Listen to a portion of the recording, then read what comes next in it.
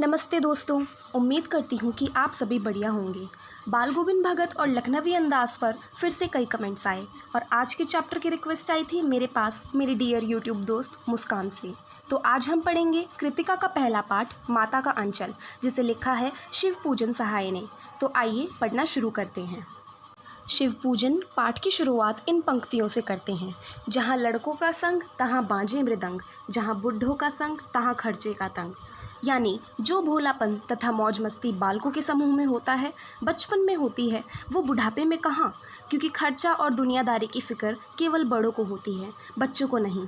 इस पाठ में लेखक अपने बचपन की इस मौज मस्ती को इस पंक्ति के द्वारा दर्शा रहे हैं।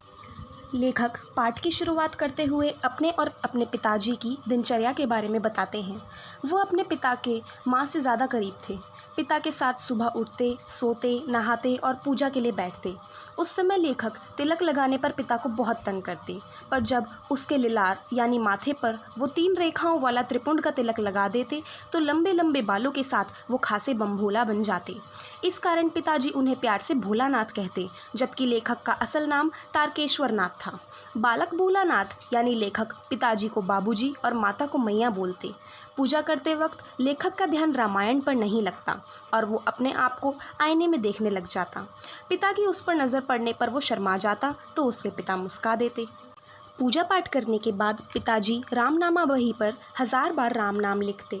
उसमें से 500 बार राम नाम कागज़ के छोटे टुकड़ों पर लिखकर आटे की गोलियों में लपेटते और गंगा नदी की ओर मछलियों को खिलाने चढ़ पड़ते। भोलानाथ अपने पिता के कंधों पर बैठता और पेड़ पर झूलता हुआ घर वापस आता। सहाय जी अब ये बताते हैं कि वो दोनों बाप बेटे किस प्रकार साथ खेला करते थे। वो झूठ मूठ की कुश्ती लड़ते, खट्टी मीठी किसेस लेते और पिता की मूंछों के साथ खेलते। अब आप यहाँ पर देख ही सकते हो कि भोलानाथ और उनके पिता के बीच कितना प्यार था। गंगा से आ जाने पर दोनों के दोनों साथ खाने के लिए बैठते। पिताजी अपने हाथ से भोलानाथ को खाना खिलाते। उसका जब पेट भर जाता उसके बावजूद उसकी माँ उसे थोड़ा और खिलाने की ज़िद करती। वो कहती कि आदमी लोग नहीं जानते कि बच्चे को कैसे खिलाना होता है, माँ के हाथ से खाने पर ही बालक का पेट भरता है। वो कहती है कि जब भोला बड़े बड़े कौर यानी रोटी के टूक खाएगा तभी दुनिया में अपने लिए जगह बना पाएगा। फिर माँ उसे तोता मैना वगैरह बनावटी नामों से खेल खिलाते हुए और दही चावल खिलाती। खाना खाने के बाद जब पिताजी उसे बाहर खेलने के लिए भेज देते तो वो लकड़ी का घोड़ा लेकर उछलते हुए गली में निकल जाता। लेकिन कभी कभी माँ उसे पकड़ लेती और ज़बरदस्ती सरसों के तेल से मालिश करके चोटी बनाती, काला टीका लगाती और रंग बिरंगा कुर्ता टोपी पहनाती। भोलानाथ रोता रोता अपने पिता की गोद में बाहर निकलता। बाहर बच्चे उसका इंतज़ार कर रहे होते, जिन्हें देखते ही वो चुप हो जाता और उनके साथ मिलकर खेलने लगता।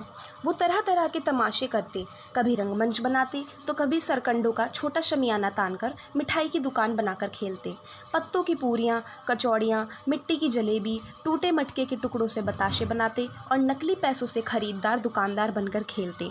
कभी कभी भोलानाथ के पिताजी भी उनके साथ खेलने लग जाते। मिठाई की दुकान के बाद वो नकली घर बनाते और टूटी फूटी चीज़ों से घर का सामान बना लेते। उल्टी सीधी चीज़ों से ज्योनार यानी दावत भी बना लेते। भोज खुद ही करवाते, खुद ही करते और जब बाबूजी चुपके से खेलने साथ बैठते तो बच्चे खिलखिलाकर उठ जाते और घरौंदा तोड़ देते और भाग पड़ते। पिताजी भी हंस पड़ते और खेल में खेल करते हुए पूछते कि अगला भोज कब होगा। ऐसे ही बाल मंडली कभी कभी खुद की बारात निकालती। वो सभी भोले तो थे ही, लेकिन शैतान भी बहुत थे। ऐसे ही खेती करने का खेल खेलने लगते। नकली कुआं बना देते, 2 लड़के बैल बनकर नकली मोट खींचने लगते। अपनी खेल की फसल काटते समय गाते, ऊंच नीच में बई कियारी, जो उपजी सो भई हमारी। यानी हमने जैसा भी उगाया है वैसा ही खाएंगे, उपज हमारी है। पिताजी उन्हें छेड़ने आते और पूछते कि इस साल खेती कैसी रही भोलानाथ, तो बच्चे हंसते हुए खेत खलियान छोड़कर भाग जाते। जैसा मैंने अभी आपको बताया, बच्चे भोले तो थे लेकिन शैतान भी बहुत थे, इसीलिए खेलते पर शैतानी भी खूब करते। दादरी के मेले में जाते हुए आदमियों का झुंड देखते तो मजाक उड़ाते। अगर बारात देख लेते तो चिल्ला चिल्ला कर उसका भी मजाक उड़ाते। गाइज़, ये जो लाइन्स बच्चों ने बोली है ना, ये एग्ज़ाम पॉइंट ऑफ व्यू से ज़रूरी नहीं है, तो इनके मीनिंग्स के लिए परेशान होने की बिल्कुल ज़रूरत नहीं है आपको।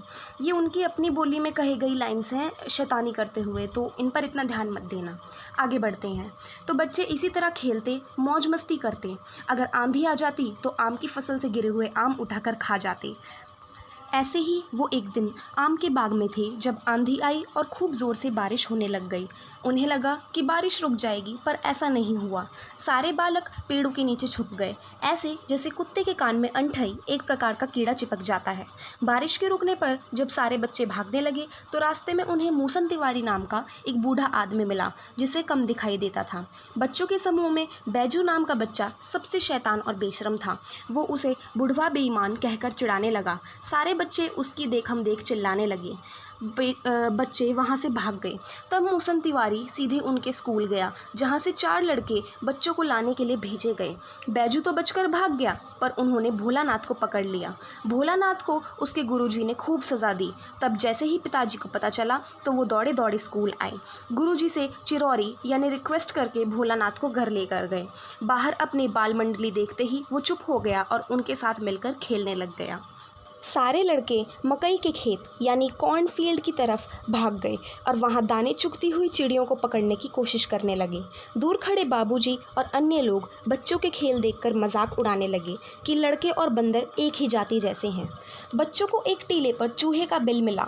शैतान तो थे ही, ये सोचकर उसमें पानी डालने लगे कि चूहे बाहर निकल आए, पर ये देखो, यहाँ तो गणेश जी के चूहे की जगह शिव जी का सांप निकल आया। बच्चे सांप देखकर इतना डर गए कि गिरते पड़ते भाग उठे। उन्हें खूब चोट लगी, पैरों में कांटे चुभ गए, पर वो भागते रहे। जब भोलानाथ घर पहुंचा तो पिताजी बरामदे में बैठकर हुक्का गुड़गुड़ा रहे थे। वो चिंतित हो गए और उसे पुचकारने लगे, पर भोलानाथ उन्हें भूलकर अपनी माता की गोद में जा छुपा, जो उस समय चावल साफ कर रही थी। माँ रो पड़ी और सब काम छोड़कर उसे चुप कराने की कोशिश करने लगी। कभी उसे गले लगा लेती और कभी अपने दुपट्टे से पोंछ लेती। उन्होंने उसकी चोट पर हल्दी का लेप लगाया, पर भोलानाथ चुप ना हुआ। वो बहुत डरा हुआ था। उसे देखकर उसकी माँ भी रो पड़ती और बड़े प्यार से उसे गले लगा लेती।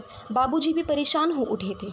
वो भोलानाथ को अपनी गोद में लेने की कोशिश करते, पर वो नहीं माना। उसने अपनी माँ के आंचल को नहीं छोड़ा। यहीं पर हमारा पाठ खत्म होता है। तो दोस्तों, इससे साफ पता चलता है कि बेशक बच्चे का पूरा दिन अपने पिता के साथ गुजरता हो, पर उसका ज़्यादा गहरा नाता अपनी माँ के साथ ही होता है। मुसीबत के समय भोलानाथ अपने पिता के पास नहीं, माता के पास जाकर छुपता है और ख़ुद को सुरक्षित महसूस करता है। जो प्यार बच्चा माँ से करता है उतना पिता से नहीं, क्योंकि जो प्यार और शांति माता के आंचल में है वो पिता के साथ नहीं है। उम्मीद करती हूँ कि आप लोगों को माता का अंचल पाठ समझ आ गया होगा। अगर आपको मेरी एक्सप्लेनेशन अच्छी लगे तो इस वीडियो को एक बिग थम्स अप ज़रूर दें और अभी के अभी मुझे कमेंट करके बताएं कि आपको मेरा समझाना कैसा लगा। गाइस, आप लोगों के कमेंट्स पढ़कर मुझे सच में बहुत अच्छा लगता है, और अगर कोई भी डाउट हो तो आप कमेंट सेक्शन में ज़रूर पूछ सकते हैं। प्लस दोस्तों, इस चैनल को अपने दोस्तों के साथ ज़्यादा से ज़्यादा शेयर कीजिए, ताकि हमारी ये छोटी सी फैमिली और बढ़ सके। मेरी आपसे हम्बल रिक्वेस्ट है। Thanks for watching guys. अगली वीडियो में आपसे फिर से मुलाकात होगी। Bye bye.